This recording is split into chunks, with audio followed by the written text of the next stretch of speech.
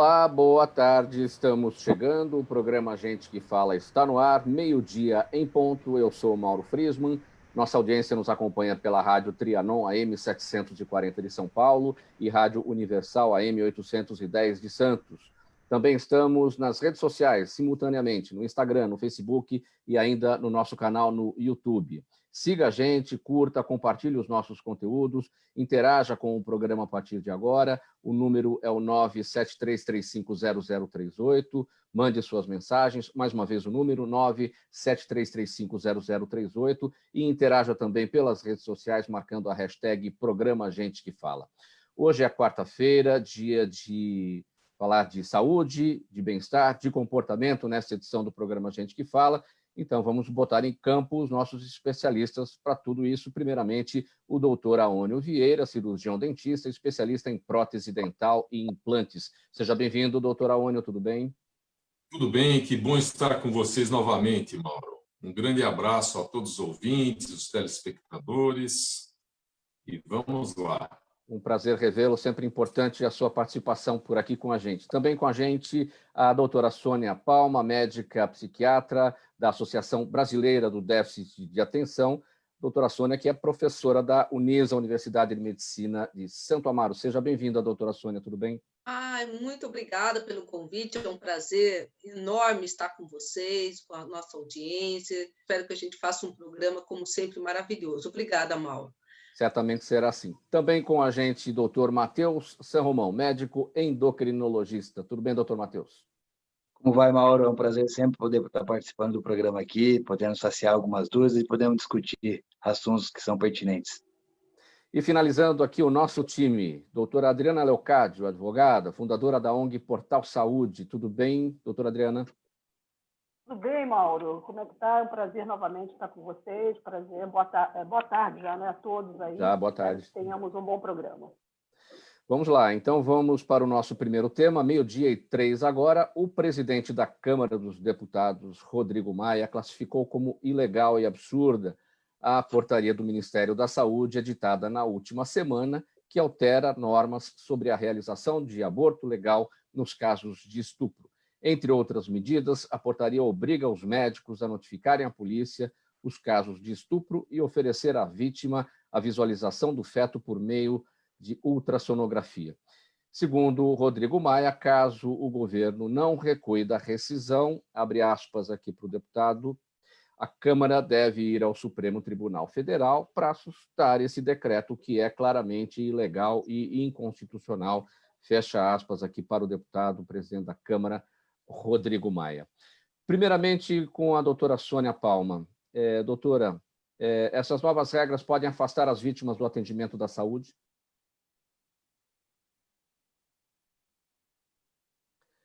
Doutora Sônia, seu microfone está fechado. Sim. É o que você falou, a frase mais comum, né? A frase mais dita em 2020 é essa. É uma questão bem complicada, porque a vítima de estupro já é uma vítima que tem muita dificuldade de falar sobre isso, de procurar ajuda, né? Tem muita vergonha, às vezes muita culpa. Então, tudo aquilo que dificultar o acesso, né, a essa pessoa, essa mulher, para que ela possa receber um atendimento, tanto clínico como emocional, vai ser um grande prejuízo, vai ter um dano, muitas vezes, irreparável. Doutora Adriana, o mesmo questionamento. As novas regras podem afastar as vítimas do atendimento da saúde? Podem sim, podem. Eu acho que elas vivem uma situação já de extrema dor quando passam por isso, e além do mais ter que ser afastada, a saúde pode sofrer muito, e a gente pode abrir um mercado paralelo grande para que essas pessoas recorram, que não acho que é o mercado ideal. As pessoas precisam contar, sim, com o sistema de saúde público nesse momento de muito amparo, muita dor, eu acho. A gente passou por esse caso constrangedor no Brasil aí, né? Pelo visto, certamente essa questão será judicializada. O presidente da Câmara, deputado Rodrigo Maia, disse que se o governo não recuar, a Câmara deve ir ao STF para assustar os efeitos desse decreto. Então, ainda tem muita conversa ainda pela frente, né?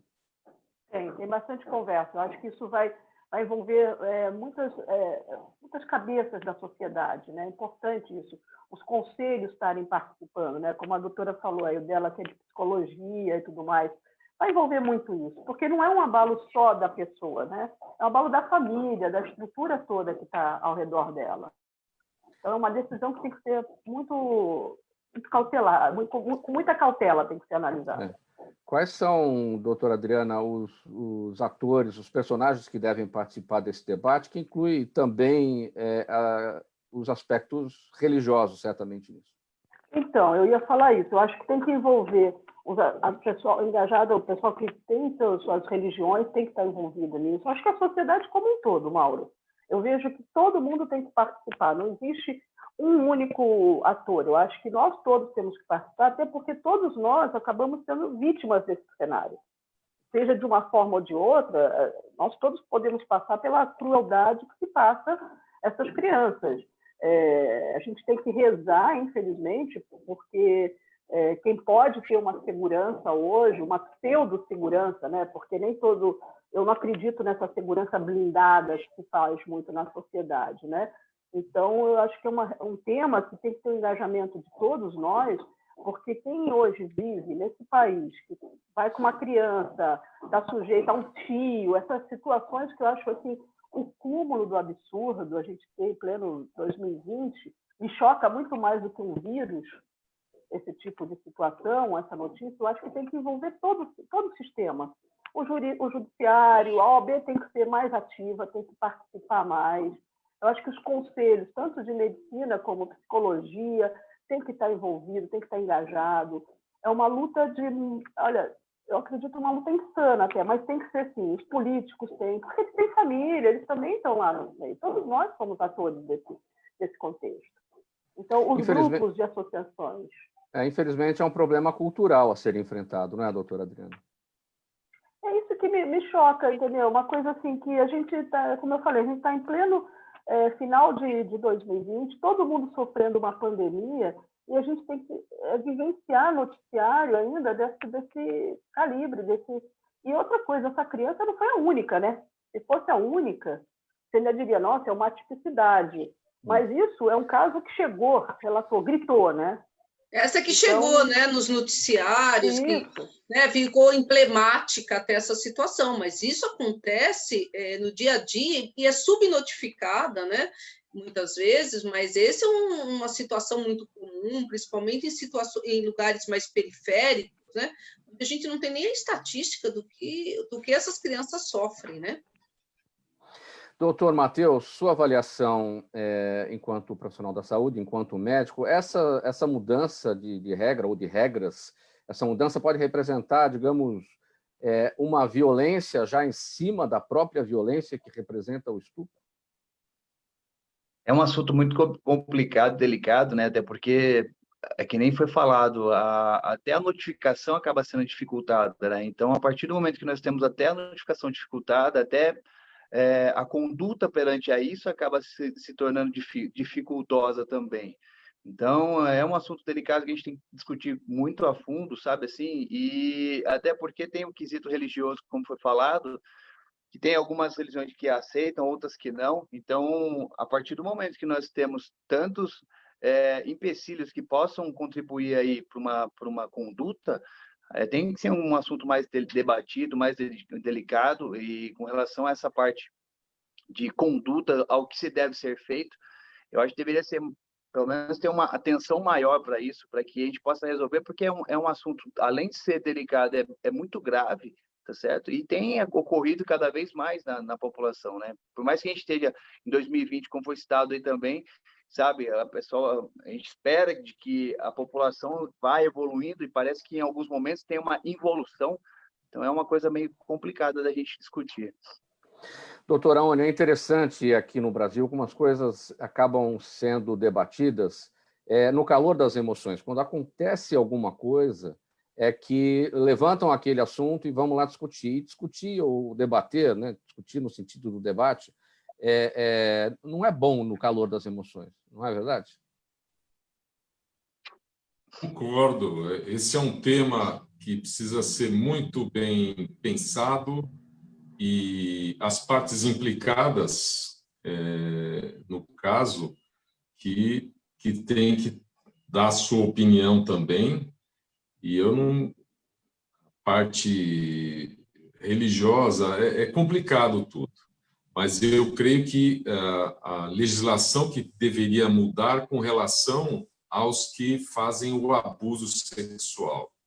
Na minha opinião, eu acho que deveria ser prisão perpétua para esse pessoal, para inibir, coibir o fato, porque são muitos, às vezes, assim, a gente percebe que os familiares, pessoas da família que acabam abusando das crianças e, às vezes, os próprios familiares deixam passar, sabendo do ocorrido, acaba deixando passar. E isso é o tipo da coisa que acho que impunidade zero, não pode ter. Eu sou a favor de prisão perpétua e eu creio que até pena de morte para um caso assim. Mas tem que deixar, a gente não pode fazer nada, né? Tem que deixar os legisladores e votar corretamente para eles fazerem a lei correta, né? Mas o que você colocou é importantíssimo, né? Que acho que nós não falamos ainda, mas só reforçando, que na maioria das vezes o agressor é uma pessoa, um membro da família, alguém muito próximo da família, né?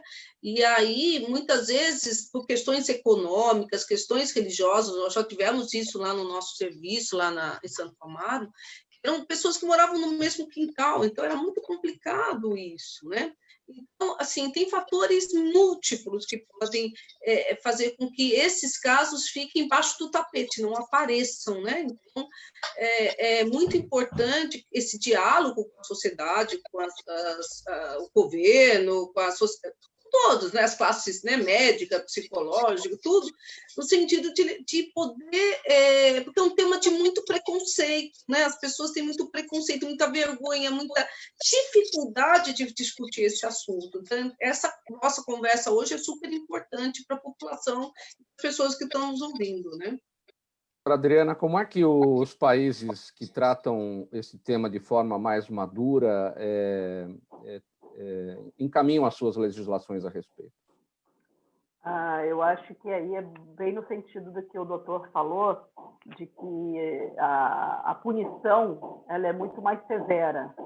E isso acaba sendo realmente uma ferramenta para coibir essa falta de contexto das pessoas, essa falta de humanização, eu queria dizer. Acho que quando a doutora falou bem, né, as pessoas dividem paredes, né, nem paredes quando tem, né, se não é colchonete ou o que for. Então, o indivíduo ele acaba achando que ele tem o direito pelo outro, de fazer o que ele quiser. Se é um tio, então, se é uma tia, coisas assim absurdas, mas é o contexto que ele está criado, é a educação que ele tem. A pessoa que está sofrendo, por sua vez, tem a vergonha nata, quer dizer, muitas vezes os próprios pais também não acreditam, não dão a devida crença. Então, o que acontece é que eu acho que, quando a gente fala em primeiro mundo, e eu acho que nós estamos muito longe disso, a penalização realmente faz justo. Então, você tem esse instrumento de coibir. A pessoa, pelo menos, se sente um pouco mais intimidada. Não que não vá acontecer, não é isso. Eu acho que isso acontece e continua acontecendo em qualquer lugar do mundo. Mas quando a gente tem uma legislação criminal mais pesada, eu acho que muitas coisas mudam no contexto, no cenário. Aqui nós somos muito permissivos. Acho que essa é a questão na área penal.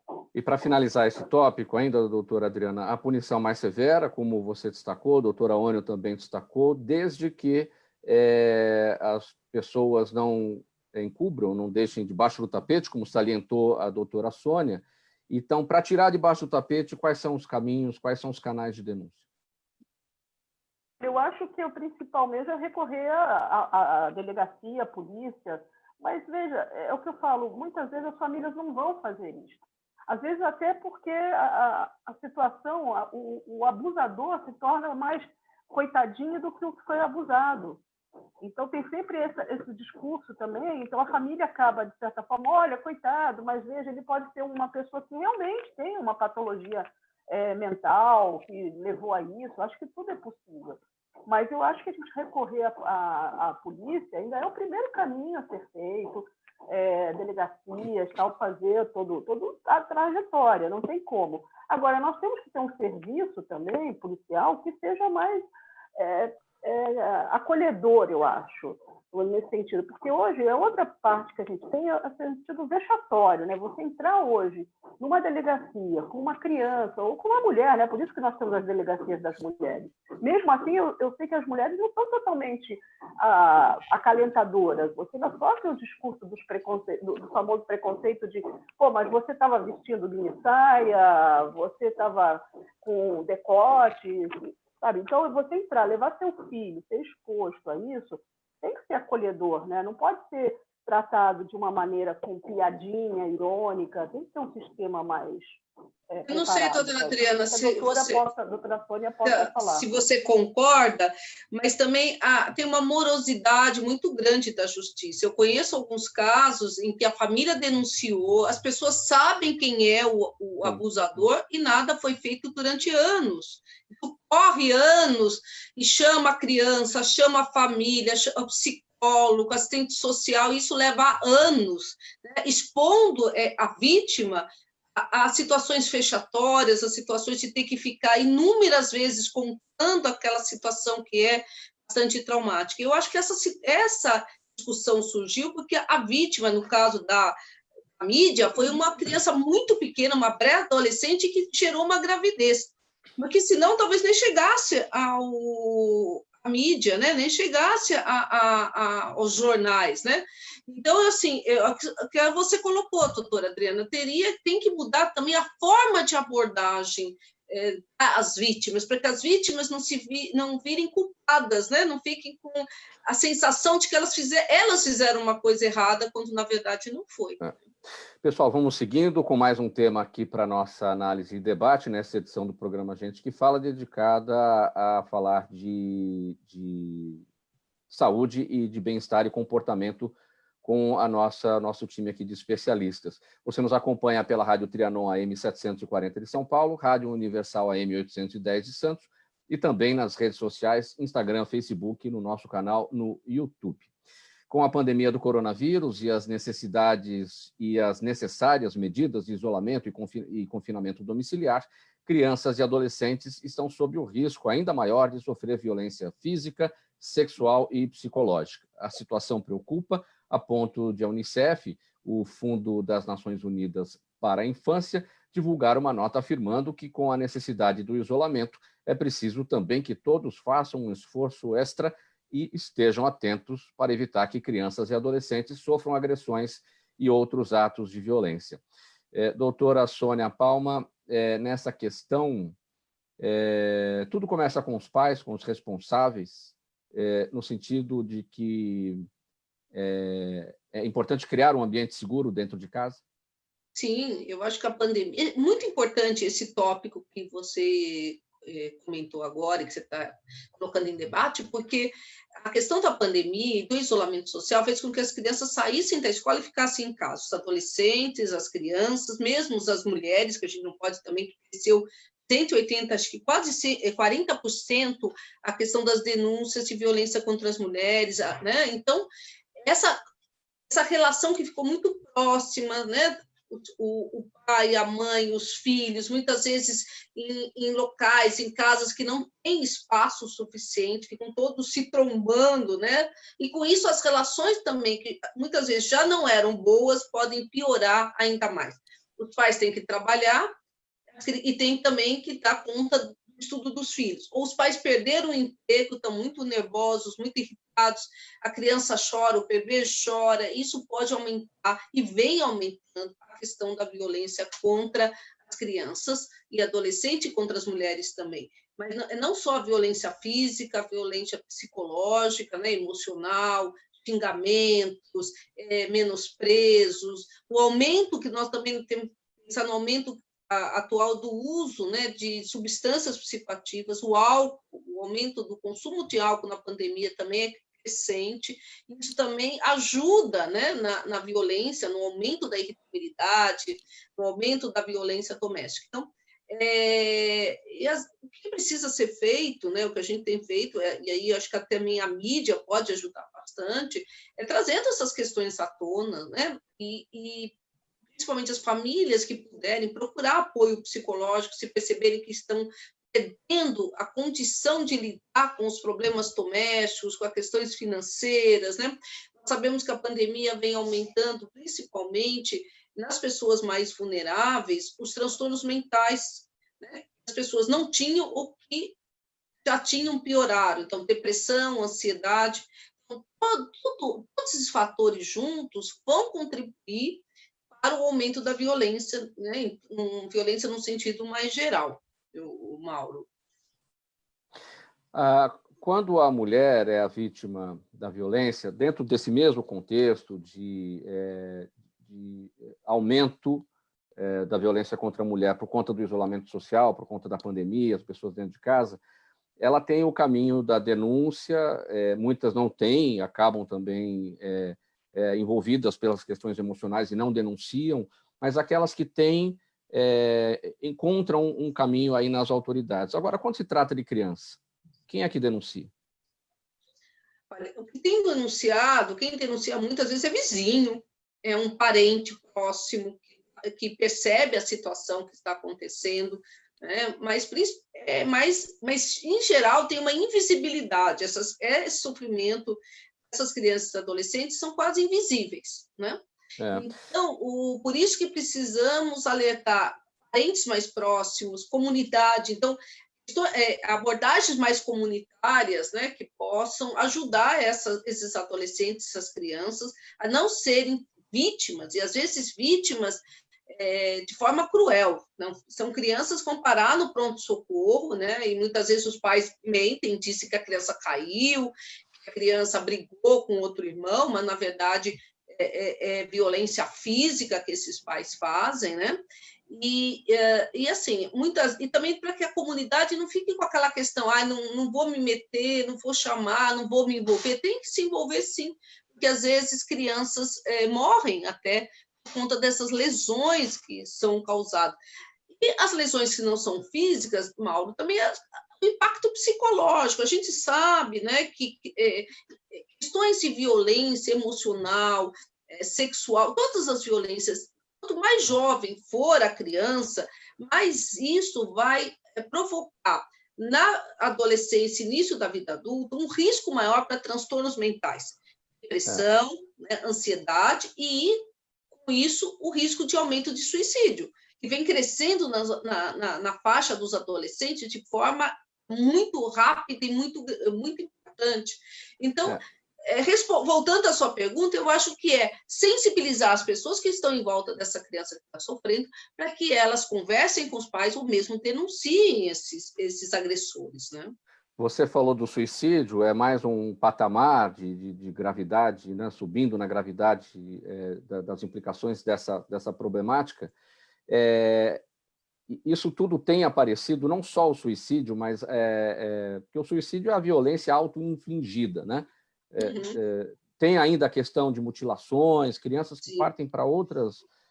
Sim, tem as questões, né, das automutilações sem intenção suicida, que eu também queria chamar a atenção, porque a família minimiza, fala, não, ela não queria se matar, ela só estava se cortando por conta da angústia, só que isso é um preditor para tentativas de suicídio. Os adolescentes que se cortam, que se automutilam, têm muito mais, 1/3 desses podem ter uma tentativa de suicídio nos próximos anos. Então, a autolesão não suicida, ela pode ser naquele momento, mas o que acontece com os adolescentes que vivem estresse, como nós estamos falando, né, agora, violência, abusos, ou mesmo situações reflexas da família, perda de emprego do pai, alcoolismo do pai, elas vão aprendendo, muitas vezes, com esses cortes, com a internet, formas de se suicidar. Então, elas vão fazendo pequenas tentativas e vão, então, acabar, muitas vezes, num êxito letal mais para frente, né? Então, é muito importante... Oi? Doutora, só pegando a palavra aqui um pouquinho, a sensação que eu tenho é que nós temos as redes que participam pouco a mídia deveria dar mais voz para essas situações. Nós deveríamos estar mais expostos assim, a campanhas. Da mesma forma que brilhantemente a gente vê o Dr. Drauzio Varela sendo patrocinado pelo Banco Itaú, fazendo campanhas sobre o uso da máscara, né, e das eleições, realmente ele está engajado muito aí com o Banco Itaú para propagar a segurança também das eleições. Eu acho que a gente tinha que ter na família esse tipo de instrução. Acho que falta um pouco da mídia, de massa, trazer esse tema à pauta. Muito bem, pessoal. Pode concluir, doutora Sônia. Concordando com a doutora Adriana. Tá certo. Nesse sentido é que eu acho que a gente tem que lutar um pouquinho mais, né? Para a gente ter acesso à informação. A informação eu sempre digo que é a nossa maior aliada. Então, temos que ter, sim. Este é o programa Gente que Fala, pela Rádio Trianon AM 740 de São Paulo. Também estamos na Rádio Universal AM 810 de Santos, simultaneamente nas redes sociais, pelo Facebook, pelo Instagram e ainda no nosso canal no YouTube. Participe, o 973380035 é o nosso WhatsApp para as perguntas aqui para os nossos especialistas. Minha gente, hora de adoçar aqui um pouquinho a nossa conversa, né? Olha, substituir o açúcar por adoçante é uma das primeiras atitudes de quem quer perder peso. Só que é preciso ter cuidado, pois o fato de os adoçantes serem menos calóricos que o açúcar, isso não quer dizer que sejam mais saudáveis. Além disso, existem diferentes tipos de adoçantes que variam de acordo com as substâncias presentes. Por exemplo, aspartame, sacarina, ciclamato, sucralose, acesulfame K e outras. Doutor Matheus, o assunto é cheio de dúvidas. Só pela quantidade de substâncias que eu já destaquei aqui, as pessoas já se confundem, né?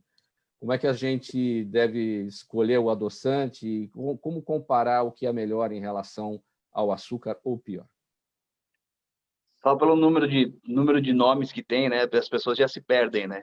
E ainda mais agora na quarentena, que as pessoas tendem a segurar um pouquinho mais, querem segurar um pouquinho mais para não engordarem, né? Até porque a rotina mudou com relação à alimentação, atividade física.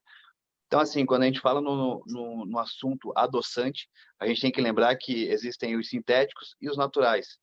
Em ambos os casos, alguns trabalhos mostram para nós que o fato de ele ser muito mais doce do que o açúcar, ele confunde o nosso cérebro. Então, é como se o paladar mostrasse que está ingerindo uma coisa muito doce e o cérebro entendesse que tem uma quantidade de caloria muito baixa. Então, em alguns trabalhos mostram para a gente que isso faz com que a fome aumente. A pessoa acaba ingerindo um pouquinho mais de alimento do que se não tivesse ingerindo o adoçante. É claro que, em alguns casos, nós necessitamos do adoçante. Por exemplo, paciente que é diabético, o paciente que tem um descontrole da glicemia. Todos esses casos, a gente precisaria substituir o açúcar pelo adoçante, até porque a doença em si acaba sendo diretamente relacionada à quantidade de açúcar no sangue. Então, quando nós falamos dos adoçantes, sejam eles os sintéticos, como sucralose, aspartame, ou os naturais, como eritritol, xilitol ou estévia, a gente tem que lembrar sempre que o melhor mesmo, a melhor opção é não ingerir nada, comer o alimento ao natural, tá certo? Para que não haja influência nenhuma sobre nem o apetite e nem a dieta. Agora, para quem tem o hábito mesmo de trocar o açúcar pelo adoçante, independentemente dessas substâncias, sucralose, aspartame, sacarina, quantas gotas é o ideal? Porque tem gente que vai lá e despeja, porque quer que fique doce igual açúcar, né? Tem pessoas que têm o paladar doce e tem as pessoas que têm o paladar melado, que é realmente o super doce. Então, quando nós falamos em quantidade de gotas, ou às vezes até pó, porque às vezes o adoçante pode vir em forma de pozinho, né? Então, depende muito do qual adoçante a gente está falando. No caso aí, sucralose, se a gente fosse olhar, a gente preconiza, né, o mínimo possível de gotas, mas no máximo aí que a gente consegue estipular, tá? Até 50 gotinhas a gente considera aí dentro da normalidade. Mas é lógico, lembrar sempre que outros açúcares, né? Se a gente for o demerara, nós temos o açúcar de coco, tá certo? Açúcar de de ser açúcares. Então nós temos que lembrar bastante ao invés do açúcar, porque independente de tipo de... Doutor Matheus, porque tem gente que precisa, o exemplo que o senhor salientou, e aquelas que não têm absolutamente nenhum tipo de doença e usam... O ideal é estar sempre fazendo acompanhamento, tá? Com um profissional, seja ele em relação aos exames médicos, A gente que já faz exames já acha realmente o acompanhamento, tá? Tendo em vista esse acompanhamento, dieta, mas com relação à rotina, então atividade física, dieta mais sedentária, poxa, ou não, uma pessoa que ela é mais ativa, aí sim, na hora que for montar a dieta dela, especificar. Lembrando sempre que, dependendo da patologia, então se o paciente é um paciente que tem uma patologia diretamente relacionada aos índices de açúcares no sangue, é sempre ideal a gente ou ingerir o alimento ao natural, que é o mais indicado, ou de preferência, se ele é um paciente que tem um paladar mais melado, utilizar o adoçante, tá certo?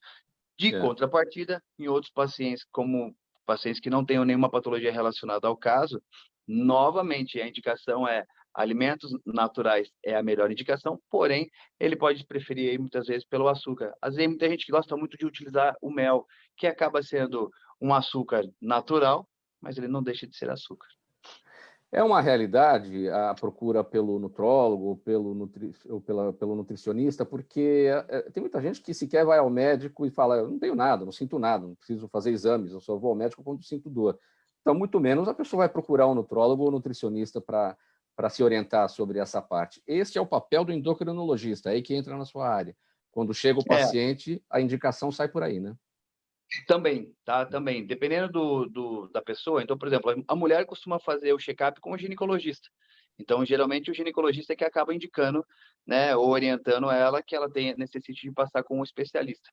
Não só o especialista como nutrólogo ou nutricionista, mas também muitas vezes para passar com a gente, que é o endocrinologista, ver taxas hormonais. Então, dependendo do médico com o qual ela faz, ou ele faz o check-up, é o que vai dar, na verdade, a primeira partida, é o primeiro passo. Tá? Os homens costumam fazer o check-up com um urologista.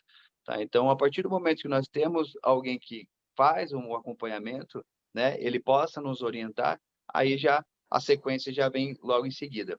Do contrário, pacientes que não fazem nenhum check-up, aí seria interessante, com certeza, marcar pelo menos uma consulta, né? Pelo menos com um nutrólogo ou um clínico geral, pelo menos, para fazer um check-up e ver exatamente como estão. Vamos fazer aqui uma enquete sobre isso. Doutora Sônia, você usa açúcar ou adoçante? Ou nenhum dos dois? Depois de ouvir isso, né? Mas eu vou falar adoçante.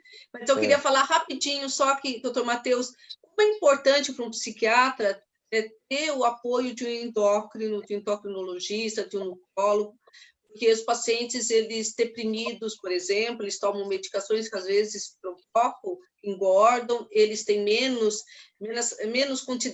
condições de fazer, né, um exercício físico no início, né, ou mesmo quando a gente usa o antipsicótico, que aumenta aí algumas questões, taxas de hormônio, ou mesmo questões metabólicas. Então, é muito importante o que você falou sobre esporte, sobre controle, né? Eu gostei bastante da sua fala, né? Ajuda bastante os nossos pacientes. Seguindo a enquete. Posso só perguntar uma coisinha para a Sônia? Sônia, a gente tem visto bastante um medicamento utilizado chamado Venvance, que está muito sendo utilizado hoje para... Lógico que ele é um medicamento para déficit de atenção, mas tem sido utilizado bastante para perda de peso. E, às vezes, o paciente chega tomando esse medicamento. Tem sido utilizado muito na sua área? Como é que você tem alguma coisa a dizer? A sua opinião, na verdade. A gente utiliza para os pacientes que transtornam de déficit de atenção e hiperatividade. O problema é que nos Estados Unidos ele é aprovado para comer compulsivo, que no Brasil, que não é a mesma coisa de obesidade. Sim. E aí o que eu tenho é muitas mães roubando um pouquinho dos comprimidos dos filhos para tomar, para emagrecer. Mas tem muitos profissionais que não psiquiatra, que estão passando a medicação para pessoas mais gordinhas, mais obesas, mas que não têm déficit de atenção. Mas isso não é uma prática do psiquiatra. Sim. Quando eu tenho um paciente mais obeso, que precisa, eu encaminho para o endócrino e para um nutrólogo. Né? É assim que eu trabalho. Agora, só seguindo a enquete aqui, para a gente terminar esse tópico bem rapidinho. Doutora Adriana, açúcar ou adoçante? Nenhum dos dois. Eu prefiro no natural mesmo, entendeu? Porque, na realidade, eu sou uma pessoa que eu faço uso de alguns psicotrópicos. O meu psiquiatra, ele me obriga a fazer isso, que a doutora Sônia falou. Mas, assim como o doutor está falando, o doutor Matheus está falando, eu acho que tem um problema que é muito genérico, né? Todo mundo acha que entende de regime, ou acha que endocrinologia é só para regime, não pensa na parte hormonal. tem um pouco dessa confusão também, né? É o que nutricionista é só para fazer receita de dieta. Eu acho que tem essa confusão, né? Agora, a doutora Oni, eu não sei o que ele vai responder, se açúcar ou adoçante, mas eu sei que ele vai dizer na sequência que, sendo um ou outro, o importante é escovar os dentes. Corretamente, Mauro. É isso aí. Eu, em particular, eu uso açúcar demerara ou mascavo, porque a minha nutricionista falou que os adoçantes sobrecarregam o fígado. Então, o corpo gasta mais ou compromete mais o organismo você usando um adoçante e, de preferência, o adoçante natural, que é a estévia. Mas, em particular, eu uso o açúcar demerara e a orientação é comer o açúcar, escove os dentes, fio dental e escovação, porque a fermentação que ocorre dos açúcares é muito grande e favorece a formação de cárie dental, gengivite e doença periodontal. Tá vendo?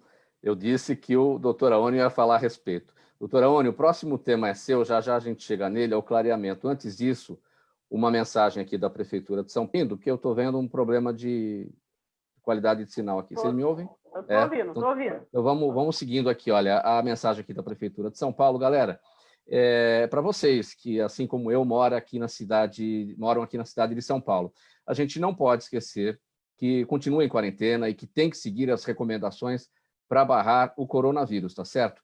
As lojas, os shoppings, restaurantes, salões de beleza estão ao pouco reabrindo as portas. Isso pode passar a ideia de que não precisamos mais tomar cuidados, mas não é bem assim. Um estudo feito por especialistas da Prefeitura de São Paulo mostrou que as pessoas entre 18 e 34 anos de idade são aquelas que têm mais chances de pegar a doença. Por isso, é tão importante que você, jovem, nessa faixa etária de 18 a 34 anos, se proteja e evite contrair e transmitir o vírus para os seus amigos e também para os familiares. Se você tiver mesmo que sair de casa, basta se lembrar dos cuidados. É fácil, né? Se proteger, se quiser proteger a sua saúde de quem você ama, é melhor evitar lugares com muita gente, não cumprimentar as pessoas com beijos no rosto e nem apertos de mão, usar bem a máscara e lavar frequentemente as mãos com água e sabão. E se mora com os seus avós ou pessoas da melhor idade, está preocupado com a saúde dessas pessoas, redobre a atenção. Ao chegar da rua, uma boa ideia, de novo, vou repetir aqui, é lavar as mãos, evitar dar beijos, os abraços e também os apertos de mão. Então, vamos, cada um de nós, continuar fazendo a nossa parte, seguindo as orientações para não contrair e nem transmitir o coronavírus. Mensagem da Prefeitura de São Paulo. Doutora Ônio, agora o assunto é o seguinte: o Brasil é o segundo país que mais investe na odontologia estética no mundo. E neste mercado já aquecido, a procura foi intensificada pela necessidade das pessoas participarem de lives, videoconferências e mesmo pelo uso das redes sociais. Segundo especialistas, a procura pelo clareamento dental cresceu desde que os produtos passaram a ser fabricados no Brasil, barateando os custos. E, com isso, o país passou a ser referência no assunto, exportando qualidade e tecnologia para diversos outros países. É justamente o que estamos fazendo aqui. Estamos na nossa videoconferência, né, transmitindo um programa de rádio por imagem, todo mundo aqui mostrando os dentes, não é verdade? Doutora Ônio, quem é que pode, quem quer pode fazer clareamento? Ou você precisa, não basta querer, é preciso poder? A indicação do clareamento dental é a partir dos 18 anos de idade, que a polpa do dente já diminuiu de tamanho e a sensibilidade no tratamento ela diminui bastante. Então, pacientes jovens a gente não indica. A partir dos 18 anos, a indicação é para todos que quiserem fazer. Os dentes, somente os dentes clareiam. Próteses, restaurações em resina não clareiam. Então, para se fazer um clareamento dental, é interessante procurar um profissional da área para ele poder avaliar os dentes da pessoa e o paciente, a pessoa que vai fazer o clareamento com produtos que às vezes compra na internet, não chegar no ridículo de ficar um dente tipo um tabuleiro de xadrez, porque as restaurações não clareiam, somente os dentes, as próteses também não. Então, tem que procurar o profissional de saúde para ele poder fazer essa avaliação. Porque dentes com muitas restaurações, nós indicamos fazer as lentes de contato dental ou facetas laminadas. O clareamento é só indicado para o dente natural, e o que clareia, por incrível que pareça, é o oxigênio. Então, nós aplicamos produtos oxidantes que liberam oxigênio. Esse produto ele penetra na dentina e oxida os corantes da alimentação e oxida os cromóforos, que são os componentes que dão cor no dente. Nós conseguimos clarear um dente aqui, para quem está com o vídeo, aqui de um grau 4 para um grau 1, com um tratamento clareador. Então, é muito rápido hoje, os produtos, eles respondem muito rápido. Eu aqui no consultório, eu consigo fazer um clareamento em 45 minutos de aplicação do produto com LEDs violeta. Então, nós fazemos uma proteção para a gengiva e os lábios e aplicamos o clareador. Então, num tempo muito rápido, nós conseguimos o resultado satisfatório.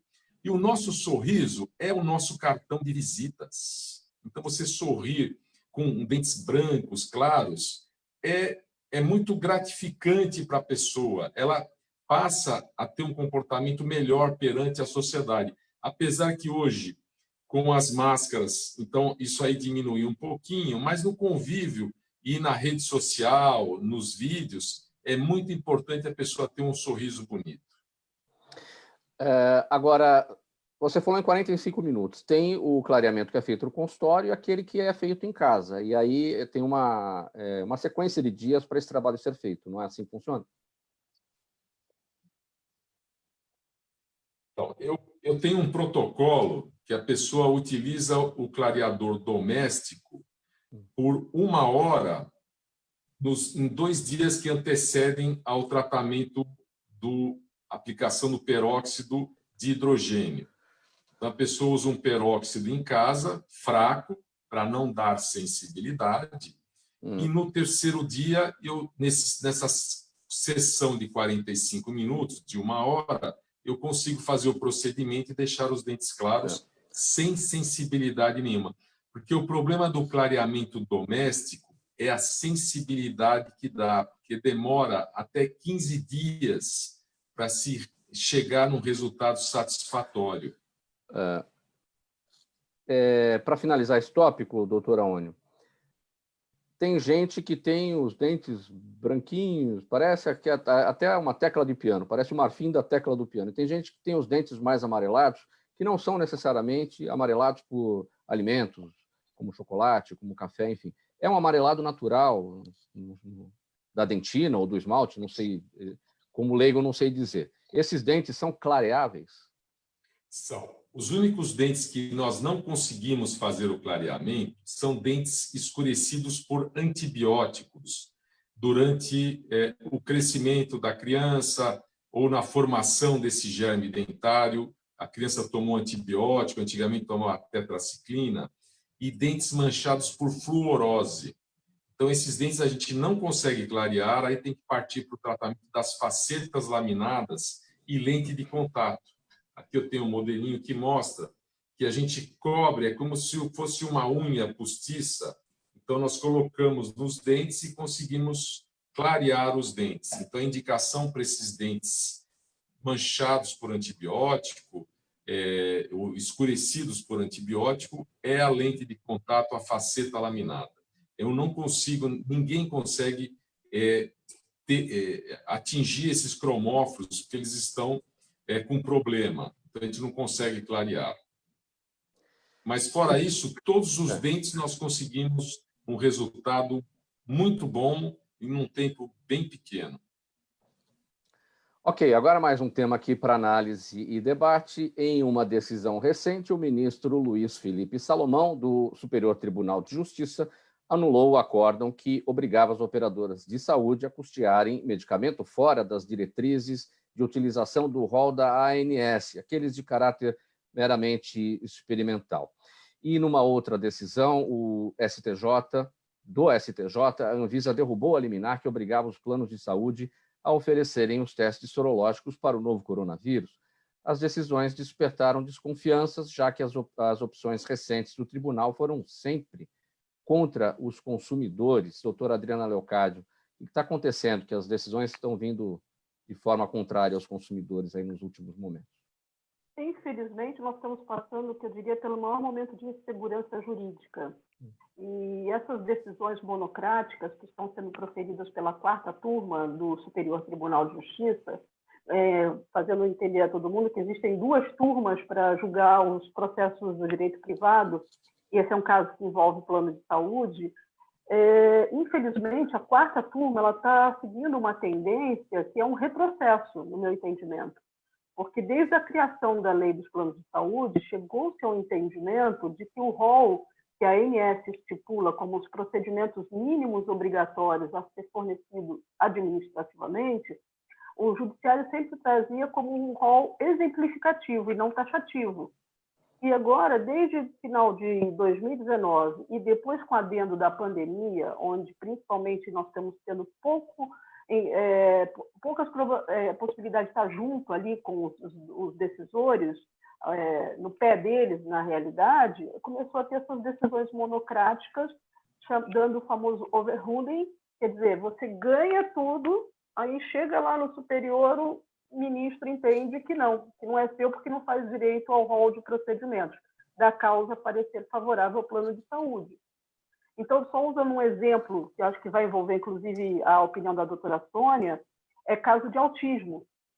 Tem um caso agora recente, de julho de 20, que uma ministra da mesma turma entendeu por bem suspender o tratamento que vinha a criança recebendo por 2 anos. Todas as terapias necessárias, método ABA. Então, a minha grande questão no engajamento nisso é assim, qual é o dano que essa criança vem a sofrer agora com essa decisão, com esse retrocesso? Quer dizer, como é que fica uma criança que vinha recebendo todo o amparo terapêutico, todos os tratamentos necessários, e de repente a justiça vai, de uma maneira retrocessa, e determina isso. A criança para do dia para a noite. Qual é o dolo? Quer dizer, como a doutora aí trabalha até com TDA, ela pode nos orientar em relação a isso. Antes da doutora, essa decisão do ministro Luiz Felipe Salomão, que anulou o acórdão que obrigava os operadores de saúde a custearem o medicamento fora das diretrizes da agência, qual é a chance? Porque isso tem que, na verdade, essa é uma decisão monocrática do ministro Luiz Felipe, o importante seria uma decisão colegiada. Qual é a chance dessa decisão colegiada acontecer? O ministro Humberto Martins, do STJ, tem que colocar isso para votação? Então, na realidade, não. Ainda cabe um recurso por parte do autor aí para pleitear essa reversão, vamos dizer assim, novamente, tentar reverter esse quadro desfavorável.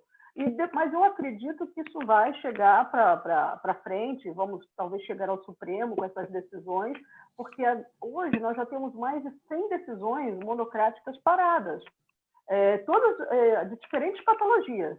Nós já temos, inclusive, na primeira instância, liminares sendo negadas com a mesma decisão copiada e colada. Não faz parte do rol da ANS e causa desequilíbrio econômico contratual. Quer dizer, as coitadas das operadoras vão sofrer desequilíbrio num alto crescimento que tiveram nesses últimos 3 meses.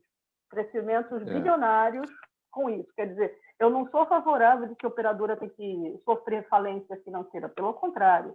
Eu só acho que nós temos uma agência regulatória, que é a ANS, muito aquém da nossa necessidade. Ela regula muito mais em favor das operadoras de saúde do que do consumidor. E a grande parte dessa confusão é essa omissão dela. Doutora Sônia, a sua avaliação, bem objetivamente, aí eu faço aqui as perguntas que estão chegando aqui da nossa audiência para todos vocês. Vamos lá. É lamentável, né? Eu trabalhei muitos anos na Secretaria Estadual da Saúde, Municipal da Saúde, e trabalhava com essas questões desses pedidos judiciais para o autista, por exemplo, e que eu acho, a meu ver, que não deveria já o governo dá esse atendimento global. A gente já sabe muito bem o que os autistas precisam de tratamento, então eu acho um absurdo ter que ter uma medida judicial para pedir algo que a gente já deveria oferecer a essas crianças, dando o recorte do autismo, né? Então essa decisão é 2 vezes pior, né? Porque ela nega uma coisa que já deveria, não precisaria se requerer, e nega a possibilidade dessas crianças conseguirem um atendimento. Mas isso a gente estender para outras áreas da saúde me parece realmente uma coisa muito grave, e que eu acho que aproveita um pouco essa situação, como a doutora Adriana colocou, está todo mundo em casa, todo mundo sem poder unir esforços, e aí o sistema de convênios, que não é de questões de saúde, que não é barato, né? Nós pagamos bastante por eles, no meu caso, eu pago muito por isso, né? E na hora que você precisa, você não consegue ter o retorno. Pessoal, perguntas da nossa audiência, eu vou pedir brevidade para vocês, a gente tem poucos minutos, tem uma pergunta para cada um. O Luciano Andrade está com a gente no YouTube, obrigado por nos acompanhar, Luciano. Doutor Matheus, ele quer saber o seguinte: na correria do dia a dia, existe alguma dica prática de como substituir o consumo de alimentos ultraprocessados por algo mais saudável? Ou seja, na prática, trocar o desembrulhar por descascar. Sim, existe sim. Dependendo de como está a rotina da pessoa, nós podemos fazer com que ela possa levar o alimento, né, marmita, enfim, ou vai depender muito se é uma pessoa que fica na rua. Uma das coisas que nós podemos trabalhar é com suplementação, utilizar suplementos que possa substituir, na verdade, a comida industrializada ou a rapidinha que vai no bar, enfim, acaba comendo coxinha, esse tipo de coisa. Doutora Ônio, Alice Muniz, com a gente no Instagram. Obrigado, Alice, pela pergunta. Ela disse que tem um filho de 7 anos e que ainda tem todos os dentes de leite, enquanto todos os amigos do filho dela já perderam alguns. Ela pergunta se ela deve se preocupar e o que fazer se continuar essa demora para a troca dos dentes de leite pelos definitivos. Seria interessante fazer um raio-x panorâmico da criança para ver os germes dentários, se existe ou não, porque tem casos que a criança nasce sem o germe dentário do dente permanente. Mas os dentes decíduos, a troca do dente, depende de criança para criança. Então, seria interessante fazer esse exame, essa radiografia, procurar o profissional, o cirurgião dentista, para se fazer esse exame para ver os germes se estão no caminho ou não, para poder fazer a avaliação. Ok, muito bem. Agora, com a doutora Adriana, Ana Maria Cardoso está nos acompanhando pelo Facebook. Ana Maria pergunta o seguinte, doutora Adriana: por que o governo cancelou hoje a portaria que havia publicado ontem, que incluía a Covid-19 entre as doenças relacionadas ao trabalho devido à exposição ao coronavírus? O governo voltou atrás, não é, doutora Adriana? A empresa que tinha que provar que o funcionário não pegou a doença, não é verdade? Na realidade, é a insegurança jurídica que a gente está vivendo. Está denotada aí.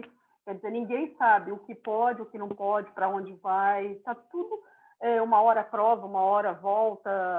Então, quer dizer, não existe outra razão a não ser explicar para ela que é uma situação que o país está vivendo. Então, provavelmente existiu algum lobby ali forte desse segmento que fez essa reversão no meio da noite, é o famoso overruling aí que está sempre acontecendo.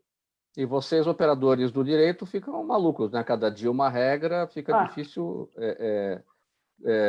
as estratégias nas ações processuais, né? Hoje fica difícil até você orientar alguém, porque hoje eu estou tendo uma demanda muito mais de procura só de auxílio, de informação. Então é difícil até de você orientar, passar alguém, porque você explica alguma coisa de manhã, quando chega à noite já mudou. Então você passa a ser desqualificado até. Doutora Sônia Palma, o Rodrigo, nossa audiência na Barra Funda, Zona Oeste aqui da capital, pergunta até que ponto a depressão de um adolescente pode ser considerada normal e se há algum sinal característico de que ela passou do limite do aceitável. A depressão no adolescente, ele não depressão doença não é considerado normal. O adolescente, na verdade, ele é mais normalmente ele fica um pouco mais isolado, ele gosta de mais privacidade, mas a depressão não. E o mais importante, não vai dar tempo de falar tudo, mas assim, principalmente o isolamento, a mais do que aquele que ele já faz, trocar o dia pela noite, e principalmente a queda no rendimento escolar. Esses três são muito importantes, que os pais fiquem anteninha ligada, porque uma dessas coisas acontecerem, é melhor procurar um profissional. Mas a depressão, o estado depressivo não é normal. Tristeza, sim, né? Brigou com o amigo, a namorada, perdeu, sei lá, o jogo, né? Mas não depressão. Doutora Sônia está com a palavra, sua despedida, 10 segundos. Nossa, já passa tão rápido, né? Bom, eu queria agradecer mais uma vez o convite, Mauro, e muito obrigada por participar. Hoje foi muito interessante, todos vocês foram brilhantes, e acho que nós ajudamos bastante quem nos ouviu com informações bastante precisas. Muito obrigada, Mauro, espero voltar novamente. O agradecimento de toda a nossa equipe. Doutora Ônio, sua despedida. Deixar aqui meu grande abraço a todos e o site aonivieira.com.br. Alguma dúvida, pode entrar lá que a gente esclarece. E gratidão pela oportunidade. Grande abraço. Doutora Adriana. Obrigado novamente, foi um prazer estar com todos. Espero ter podido passar um pouco do conhecimento. Deixo o meu WhatsApp, é 11 9905 6373, e eu esclareço todas as dúvidas o mais rápido possível. Obrigado novamente a todos. Doutor Matheus. Grande prazer ter participado aqui, Mauro. Obrigado pelo convite. Vou deixar aqui minha rede social, DR, de doutor Matheus com H, San Romão. Esse é o Instagram. Qualquer dúvida ou curiosidade, pode mandar as perguntas lá que a gente vai responder com todo o prazer do mundo. Muito obrigado a todos que participaram aqui hoje. Mauro, dá para passar o meu Instagram? Manda bala. Esqueci de falar, é soniapalma.psiquiatra, é o meu Instagram profissional, nós temos várias lives, vários comunicados. Obrigada, Mauro. Alguém mais? Faltou o canal? Divulgar alguma coisa? Tudo bem, minha gente? Posso encerrar? Parte, tudo tranquilo. Então vamos lá, minha gente. Muito obrigado pela presença, em nome da equipe do programa Gente que Fala, nessa conversa sobre saúde e bem-estar, sempre às quartas-feiras por aqui. O cirurgião dentista doutor Aônio Genículo Vieira, a médica psiquiatra doutora Sônia Palma, o endocrinologista doutor Matheus Sarromão e a advogada doutora Adriana Leocádio, que é a fundadora do portal ONG, da ONG Portal Saúde. Antes aqui do encerramento, antes da despedida minha aqui, eu vou fazer a chamada da nossa live, logo mais, a partir das 6 da tarde, sob o comando do jornalista Ricardo Godoy. O Ricardo vai entrevistar a Adriana Weitzel, psicoterapeuta, master em PNL, Programação Neurolinguística. Ela vai falar sobre autoestima, relacionamento e empoderamento feminino. Então não perca nas redes sociais, Instagram, Facebook, a partir das 6 horas da tarde, sob o comando do jornalista Ricardo Godoy. E agora sim, a leitura aqui da nossa ficha técnica, na mesa de som da Rádio Trianon, o Sérgio Souza, que também é o gerente técnico da emissora, apresentação minha, Mauro Friesman, pauta e redação Pedro Schiavon, o apoio técnico do Ricardo Godoy, a diretora de produção é a Zenilda Salvato, o jornalista Fausto Camunha é o diretor-geral do Gente que Fala, e do outro lado, você, ouvinte, espectador, a razão da nossa presença aqui todos os dias. Obrigado pela audiência, tchau, até amanhã.